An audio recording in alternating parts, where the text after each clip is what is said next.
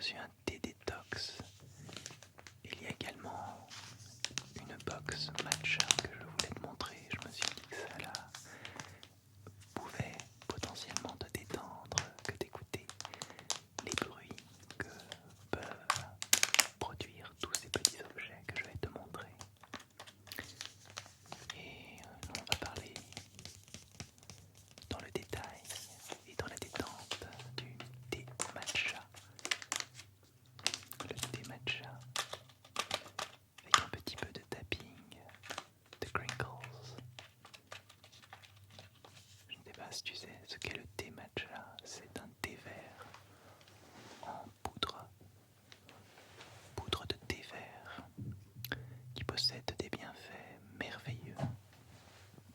C'est une excellente source de vitamines, de minéraux et d'oligo-éléments que l'on pourrait qualifier de biodisponibles.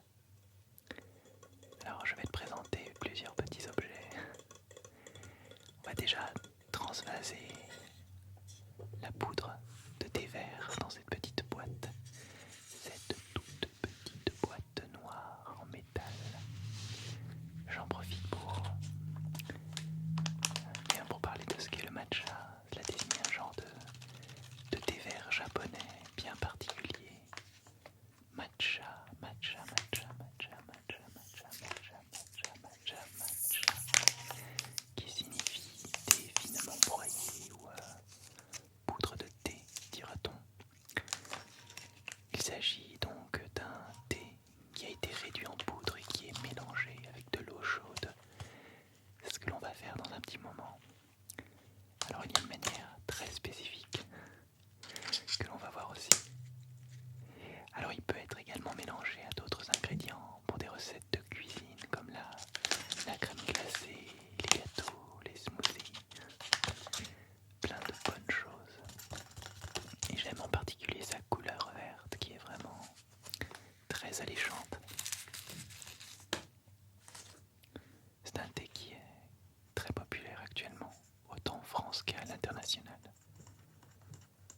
Bien que les quantités vendues à l'étranger soient relativement faibles, le Japon n'exporte que 4% de sa production domestique, ce qui est infime.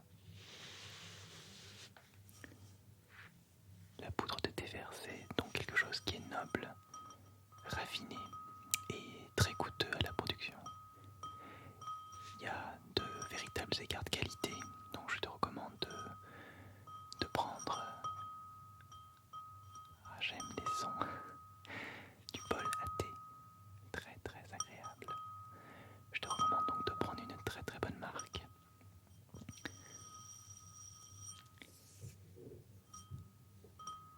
Matcha, matcha, matcha, matcha, matcha, matcha. Alors on peut se demander de quoi est composé le matcha. C'est fondamentalement un thé qui possède les mêmes vertus pour l'organisme que le thé duquel il va être issu. Alors généralement le Tanja ou parfois le Gyokuro, le matcha offre des vertus ou des propriétés thérapeutiques ou on va dire médicinales très puissantes. C'est-à-dire qu'on ne peut pas le mettre au même niveau qu'une simple infusion de plantes. L'intégralité de la feuille va être ingérée avec tous les éléments nutritifs qu'elle renferme, car il s'agit bien d'une poudre de thé. Donc on ne parle pas là d'une simple infusion, puisqu'on va tout ingérer. Alors la composition chimique est très intéressante, et on va se servir de ce petit fouet de bambou, très important pour obtenir une jolie texture, une petite mousse toute fine à la surface de l'eau chaude. Dans le matcha, il y a bien évidemment de la caféine,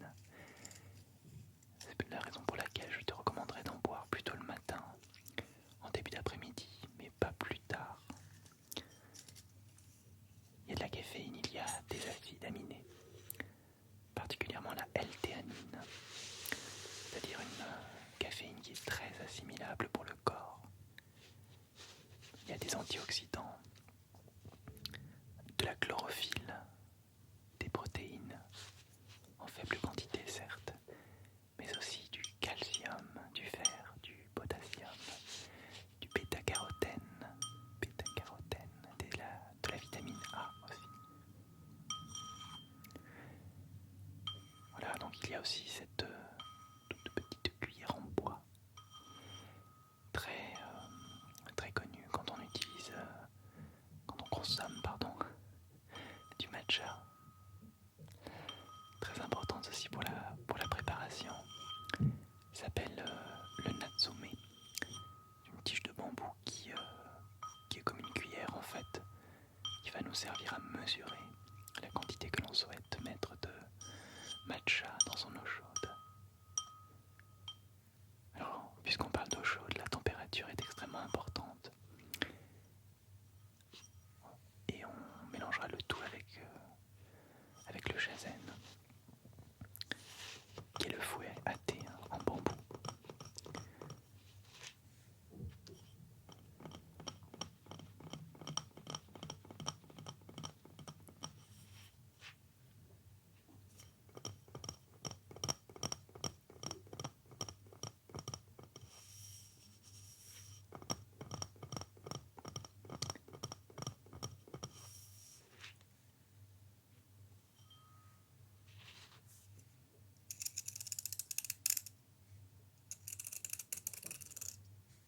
Alors, je suis très curieux de goûter à ce thé. Le matcha, c'est un thé, comme je le disais, de qualité, que l'on décrit souvent comme ayant une saveur très raffinée, légèrement astringente et plutôt amère, avec une note de douceur et même de fraîcheur, j'ai envie de dire. Et plus le produit va être de qualité, plus la fraîcheur va se développer et l'amertume sera d'autant plus faible, ce qui va le rendre délicieux à la dégustation. Voilà, une très jolie texture de poudre de thé, très jolie. Alors le meulage de la feuille de thé permet de relâcher certaines molécules particulières dans le thé qui ne sont pas disponibles ou moins disponibles dans les autres thés.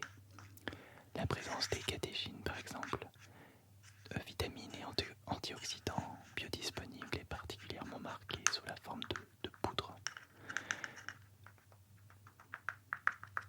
On pourrait comparer par exemple avec les bienfaits de base qu'offrent les thés sencha par exemple, les gyokuro, les bancha. Eh bien, le matcha a des propriétés, des effets différents du fait de sa composition unique.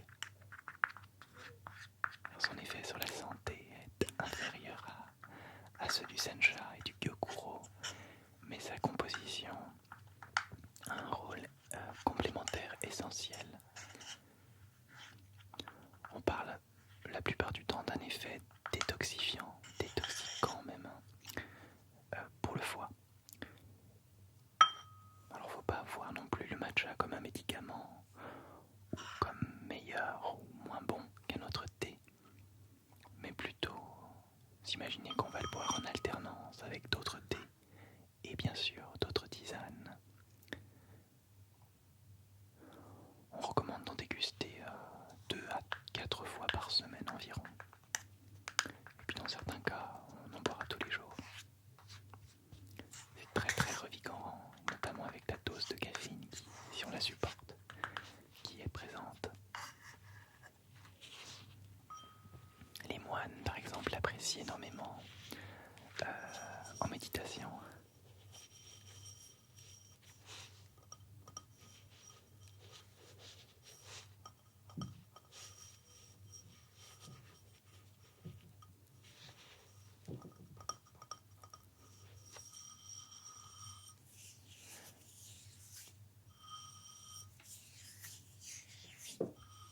Alors, la production du tancha, c'est-à-dire le thé qui va servir à produire le matcha la plupart du temps, c'est un thé qui est aussi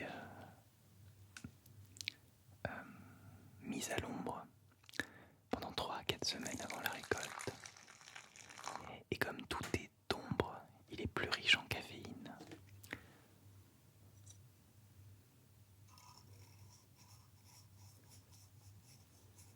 Voilà. Et on y va.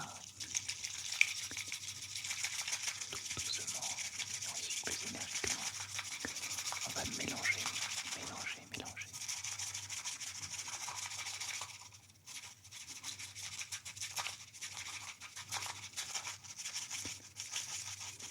Mélanger, mélanger avec le chazenne, ce petit fouet à thé en bambou. Le matcha prend dans la préparation du thé vert un rôle particulier. Il se trouve au centre de la cérémonie du thé. Voilà toute l'importance de ce petit fouet en bambou. C'est important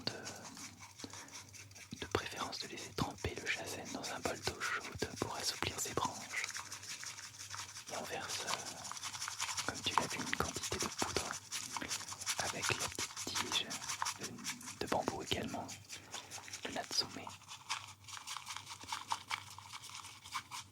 Idéalement dans un bol comme celui-ci, un bol traditionnel en terre cuite.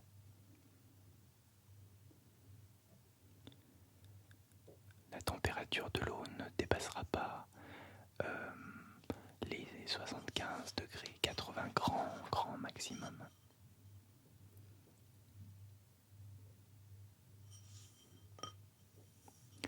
Alors personnellement, ça m'arrive aussi d'en mettre dans les milkshakes, les smoothies. Miam miam miam miam miam miam miam miam miam. Dans un lait végétal, par exemple un lait de riz, un lait d'avoine.